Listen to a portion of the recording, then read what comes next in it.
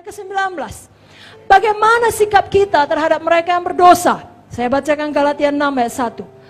Adalah sebuah tanda penting lainnya tentang keadaan kerohanian kita. Ya, saya bacakan Galatia 6 ayat 1. Saudara-saudara, kalau seseorang kedapatan melakukan pelanggaran, maka kamu yang rohani harus memimpin orang itu ke jalan yang benar dalam roh lemah lembut, sambil menjaga dirimu sendiri supaya kamu jangan kena pencobaan. Kalau ada saudara seiman, katakanlah sesama hamba Tuhan Sami jatuh dalam dosa, ada beberapa reaksi yang salah. Yang pertama, kita kritik. Yang kedua, kita keras terhadap dia. Yang ketiga, kita kasar. Yang keempat, kita bilang, udah kubilang kan. Yang kelima, kita bilang, udah terlalu parah itu. Walaupun diampuni Tuhan, kau enggaknya bisa lagi kau balik melayani. Tidak ada pertolongan Tuhan bagimu. Jangan demikian Bapak Ibu Saudara. Kalau Zoe ada di dalam kita tahu kerinduan hati Tuhan mengampuni, memulihkan. Daud berkata di Mazmur 3 ayat 3, banyak orang yang berkata tentang aku, baginya tidak ada pertolongan dari Allah.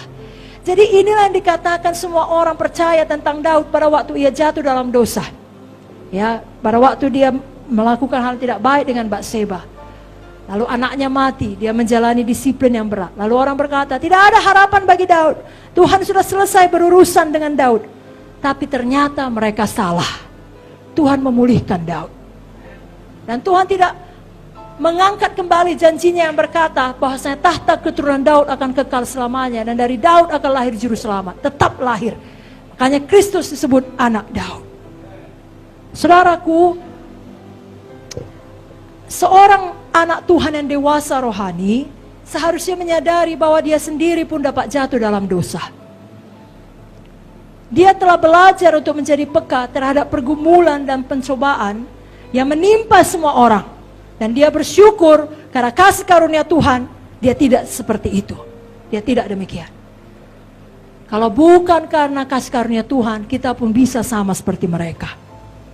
1 Petrus 1 ayat 5 mengatakan, kamu yang dipelihara dalam kekuatan Tuhan karena imanmu, sementara kamu menantikan keselamatan yang telah tersedia untuk dinyatakan pada akhir zaman.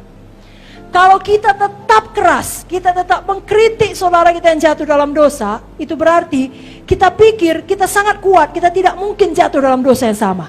Apa itu? Udah hamba Tuhan najis, kalau aku takkan bisa seperti itu. Jangan demikian. Saudara bisa tidak seperti itu bukan karena kekuatan saudara, karena kasih karunia Tuhan. Kalau kita tetap keras, itu berarti kita tidak peka terhadap penderitaan yang dirasakan oleh orang lain. Kita mau menggosipkannya, padahal seharusnya kita berbelas kasihan. Sakit dia tuh karena ini.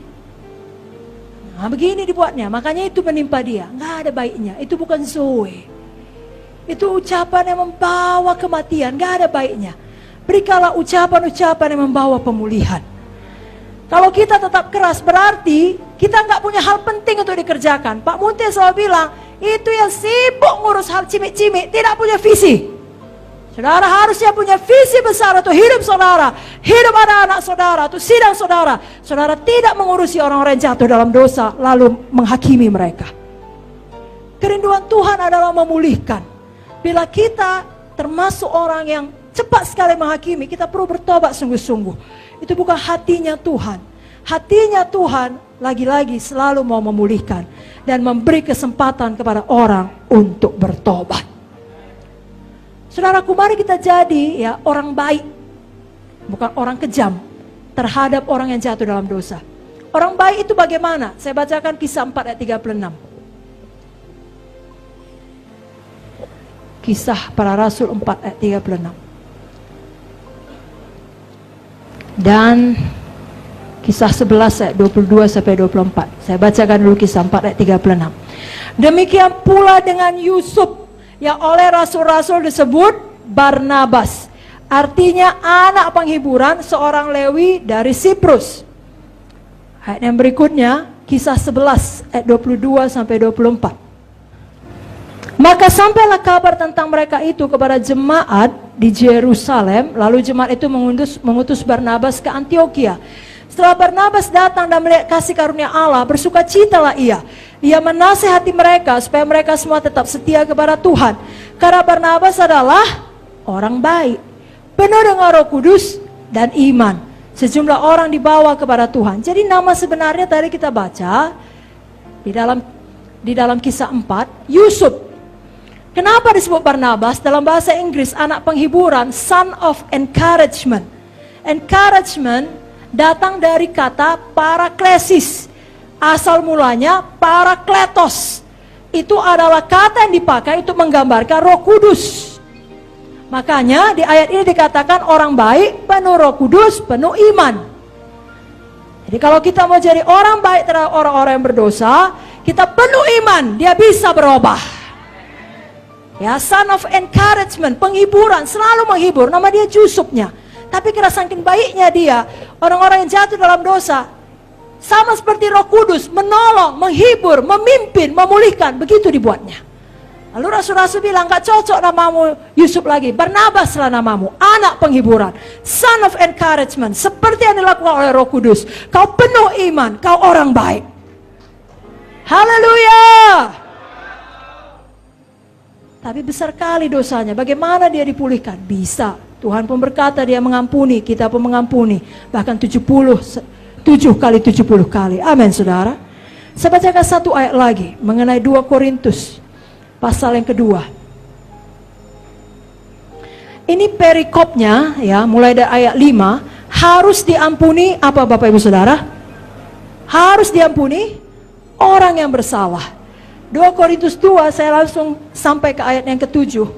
Sehingga kamu sebaliknya harus mengampuni dia dan menghibur dia, supaya ia jangan binasa oleh kesedihan terlampau berat. Saya percaya khususnya ini berlaku untuk hamba-hamba Tuhan. Katakanlah seperti kita di summit ini, yang sebenarnya sudah tahu banyak firman. Ya, tapi ada satu ketika di mana kita membuat pilihan yang salah, kita jatuh dalam satu dosa yang sangat fatal. Firman Tuhan mengajarkan kepada kita yang lain, sudah cukup teguran yang keras, ampuni dia, jangan dia binasa oleh kesedihannya. Karena tingkatannya tidak lagi jemaat biasa, dia pun sudah tidak tahan. Sudah mengerti? Justru kita harus ampuni dia dan kita berdoa, dia dipulihkan oleh Tuhan. Sekali lagi, kalau sikap kita selama ini sangat keras, dan bukan maksud kita jahat, kita pikir memang begitulah seharusnya. Tapi malam ini kita terima terang yang baru. Kita terima pewahyuan. Saya berdoa Roh Kudus menolong kita mempraktekkannya. Haleluya!